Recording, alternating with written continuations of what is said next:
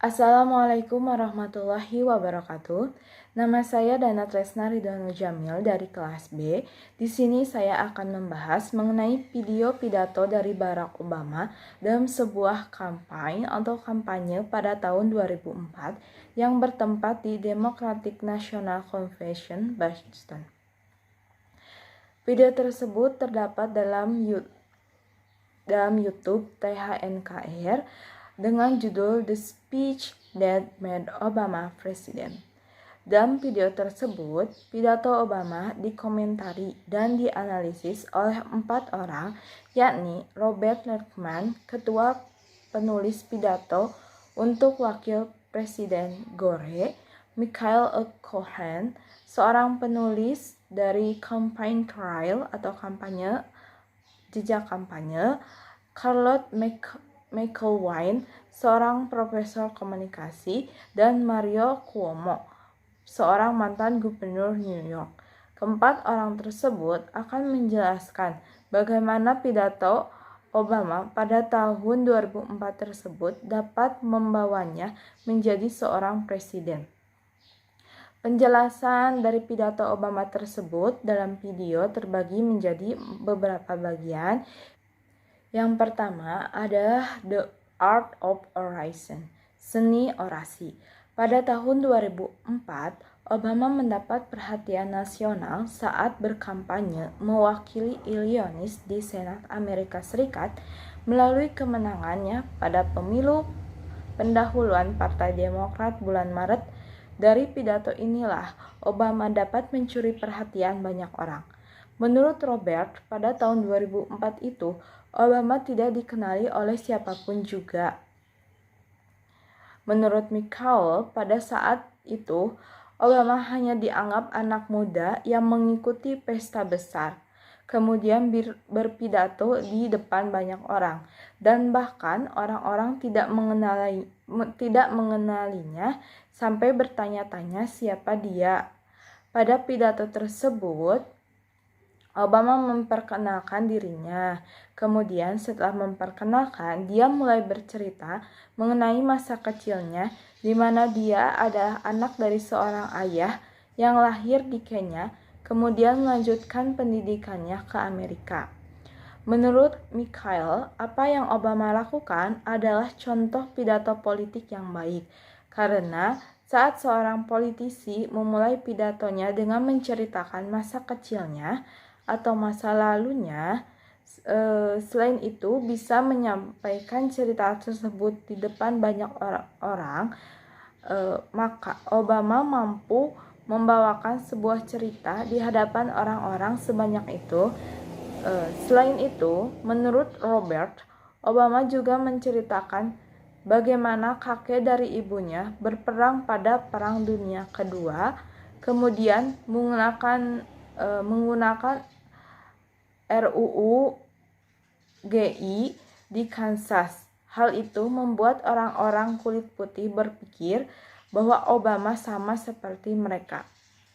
Perlu kita ketahui terlebih dahulu, RUU GI adalah sebuah aturan yang dibuat oleh pemerintah Amerika Serikat untuk memberikan tunjangan kepada veteran-veteran para tentara yang ikut dalam Perang Dunia Kedua. Obama juga bercerita bagaimana orang tuanya membuatnya berpikir apa yang dia alami adalah bagian dari cerita hebat atau besar Amerika. Penggunaan seni orasi yang tepat membuat Obama mampu mengubah pandangan orang. Orang-orang yang awalnya berpikir, siapa Obama? Berubah menjadi, oke, dia sama seperti kita. Dan dia adalah bagian dari kita. Kisahnya adalah bagian dari Amerika. Obama mampu memberikan sebuah cerita yang merupakan bagian dari sejarah hidupnya menjadi sebuah cerita besar Amerika. Yang selanjutnya yaitu Finding Common Ground atau menemukan titik temu. Menurut Carlton, membutuhkan jarak 4 tahun setelah pemerintahan George Bush yang membuat negara tumbuh semakin hebat. Akan tetapi, saat pemerintahan George Bush terjadi perpecahan antar ras yang disebabkan oleh perang-perang pada saat itu. Menurutnya, pidato Obama bagaikan membuat semuanya bersatu kembali. Obama mampu menangkal perpecahan ras yang ada. Hal ini berdasarkan dari kata-kata Obama dalam pidatonya. Dia mengatakan akan menjadi penjaga baik bagi saudara laki-laki maupun saudara perempuannya. Artinya, dia akan menjadi penjaga bagi siapa saja yang membutuhkan. Dia mengatakan orang Amerika memang memiliki sifat individualisme. Akan tetapi, itu tidak membuatnya mengabaikan orang-orang di sekitarnya. Obama menyentuh masalah ketidakmerataan ekonomi, di mana dia membuat perumpamaan yang menggambarkan keadaan ekonomi, yaitu jika ada seorang anak di sisi selatan Chicago yang tidak dapat membaca, itu penting bagi saya, bahkan jika itu bukan anak saya. Jika ada senior atau veteran warga negara Amerika di suatu tempat dan dia tidak bisa membayar resep obatnya, kemudian saya berada di posisi antara harus memilih antara membayar obat tersebut atau membayar sewa, di mana jika saya tidak membayar, saya akan hidup miskin, maka saya akan membantu orang tersebut meskipun orang tersebut bukan kakek saya. Apa yang dikatakan Obama bagaikan memberikan titik temu dari persatuan Amerika. Dia membuat orang yang kekurangan merasa ada yang mempedulikan dan dibantu. Dan dia juga membuat sadar orang-orang lain bahwa mereka harus mempedulikan semua orang, entah itu Amerika bagian utara ataupun selatan, atau dari ras berbeda. Menurut Mikhail, apa yang diucapkan Obama memberikan dampak pada pesan politiknya di tahun 2008. Hal ini membantunya pada saat kampanye pemilihan presiden pada tahun 2008, karena yang dia sampaikan telah menempel atau terus berada di pikiran masyarakat.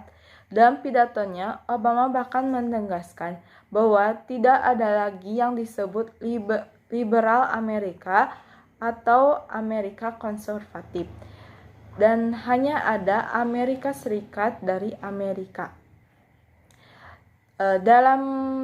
Di sini kita bisa mengetahui bahwa untuk membuat sebuah pidato yang hebat, tidak hanya memainkan sebuah cerita untuk memikat audiens, tapi juga harus mendapatkan titik temu dari semua permasalahan yang dimiliki audiens, atau menentukan tujuan dari pidato yang akan kita sampaikan.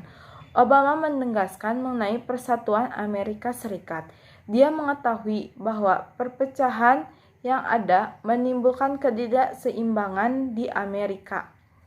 Karena itu, titik temu untuk permasalahan yang ada adalah mempersatukan Amerika menjadi satu. Kemudian dia juga mengatakan bahwa orang Amerika itu memiliki sifat individualisme, tetapi itu tidak jadi penghalang untuk mempersatukan negaranya.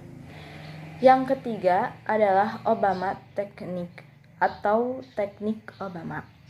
Menurut Mario Cuomo, Obama terlahir dengan 2 pemberian hebat, yakni yang pertama adalah pemikirannya dan yang kedua adalah kemampuan berbicaranya di depan banyak orang.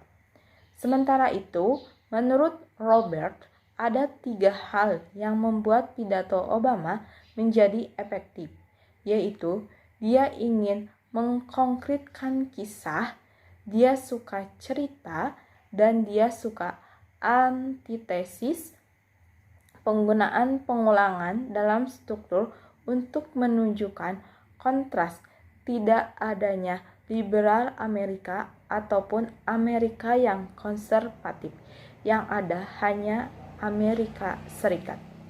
Salah satu teknik pidato Obama adalah menggunakan atau menggerakkan tangannya, seperti pada saat dia menunjuk atau memberikan contoh, tangannya ikut memperagakan sesuatu. Bisa itu seakan-akan menunjuk suatu arah, mengepalkan tangan, seolah-olah mengatakan tidak. Semua itu tergantung dari konteks apa yang dia ucapkan. Hal ini membuat Obama terlihat baru, terlihat dinamik, dan terlihat lebih berenergi. Karena seperti yang kita semua ketahui, sering kita lihat para petinggi atau para politisi biasanya berpidato dengan cukup tenang, sikap tangan yang rapi, atau diam di tempat. Akan tetapi, hal itu berbeda dengan Obama. Menurut Mikhail, ini membuat Obama terlihat baru, akan tetapi, walaupun demikian, Obama tetap menunjukkan sikap tegas, berwibawa, dan bisa serius dalam beberapa pidato yang lainnya. Maka, dapat kita lihat Obama menunjukkan teknik gestur badan, terutama tangannya dalam pidato, terutama yang sering dia gunakan adalah tangannya. Hal ini membuat Obama terlihat lebih berenergi dan dinamis. Akan tetapi, meskipun demikian, Obama tetap mampu membawakan pidato dengan nuansa yang lebih serius, sehingga dapat kita simpulkan bahwa gestur tubuh memang perlu dalam menyampaikan pidato, karena gestur tubuh bisa membantu memberikan penekanan atas apa yang kita ucapkan.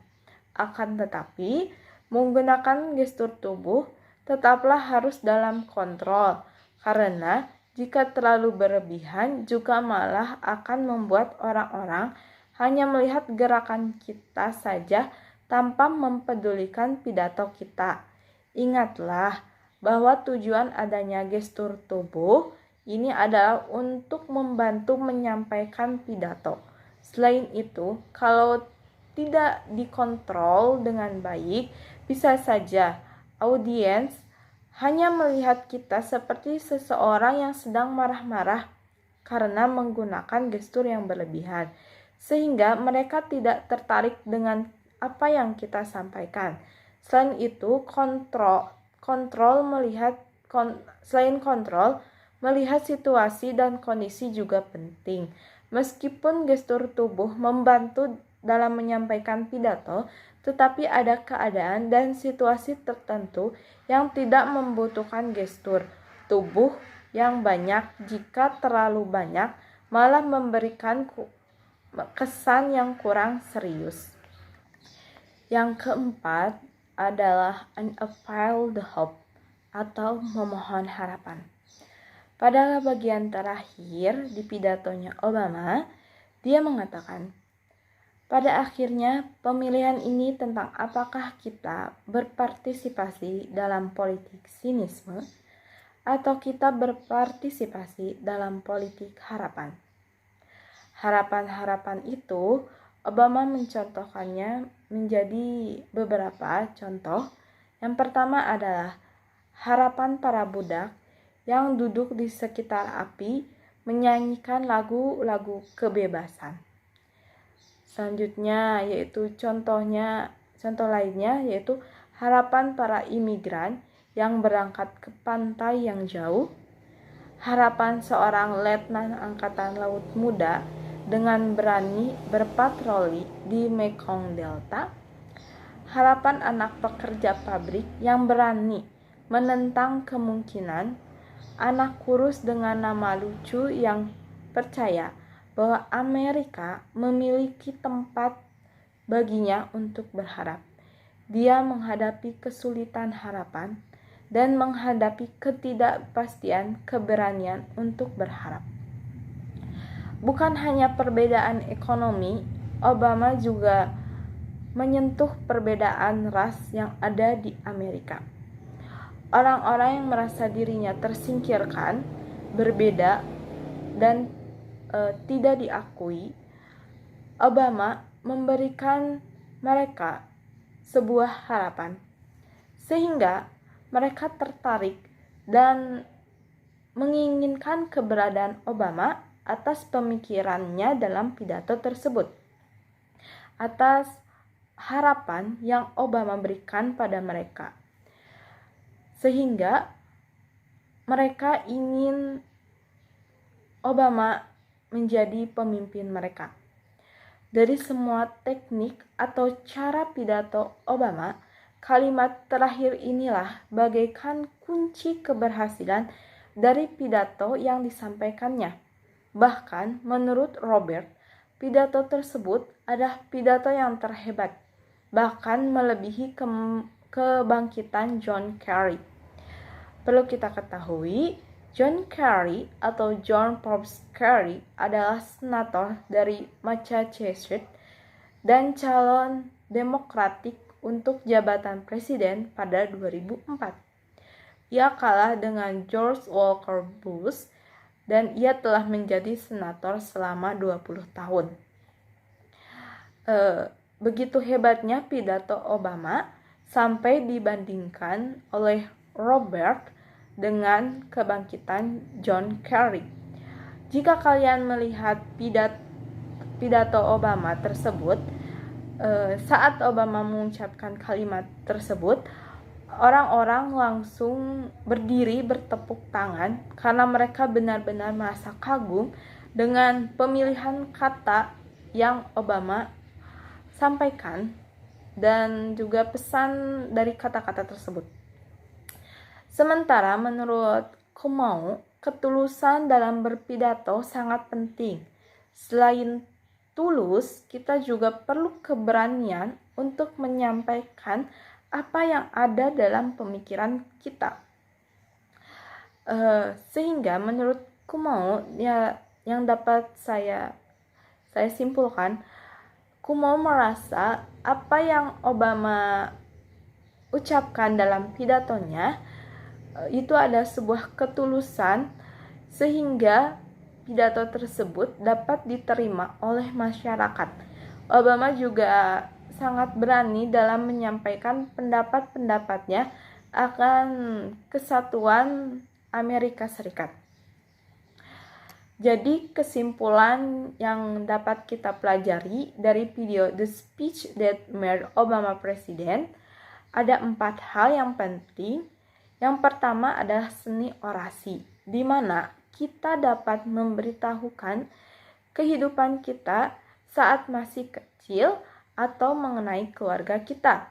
Akan tetapi, penyampaiannya tetap harus diperhatikan, karena tujuan dari kisah yang kita sampaikan tersebut yaitu untuk menarik perhatian audiens. Yang kedua adalah titik temu. Titik temu juga dapat berupa sebuah tujuan yang ingin kita sampaikan kepada audiens. Obama berpidato merupakan jenis pidato politik, sehingga dia harus bisa menentukan titik temu masyarakat audiens di sana atau masyarakat Amerika Serikat. Selanjutnya adalah gestur tubuh. Obama mengenakan teknik gestur tubuh dalam pidatonya, terutama menggunakan tangannya. Tetapi juga jika kita lihat video tersebut, dari ekspresi muka maupun gerakan kepalanya juga, menurut saya itu adalah merupakan gestur tubuh juga. Gestur tubuh tersebut dapat membantu menekankan apa yang Obama sampaikan. Yang terakhir adalah permohonan harapan. Meskipun permohonan harapan berada di akhir pidato, tetapi jika kita ini bisa menjadi puncak dari apa yang kita sampaikan. Karena itu harus menarik perhatian audiens. Pemohon harapan ini harus tulus dari hati kita. Selain itu juga, selain ketulusan, juga penyusunan kata-kata yang tepat akan semakin menarik perhatian audiens. Tentunya, semua hal-hal yang telah disebutkan tadi harus dibarengi dengan pengetahuan dan penguasaan akan materi pidato yang akan disampaikan. Karena tentu saja audiens ingin pembicara atau penuturnya menyampaikan pidatonya berdasarkan sebuah kebenaran. Tentunya kita tidak ingin saat kita mendengarkan materi yang kita dapatkan adalah materi-materi yang berupa karangan atau hanya sekedar atau kebohongan yang dibuat oleh penuturnya. Karena itu, saat kita berpidato, tentunya kita harus terlebih dahulu mencari mengenai topik yang ingin kita sampaikan. Mungkin hanya sekian yang bisa saya sampaikan. Mohon maaf bila ada kesalahan. Terima kasih atas perhatiannya. Wassalamualaikum warahmatullahi wabarakatuh.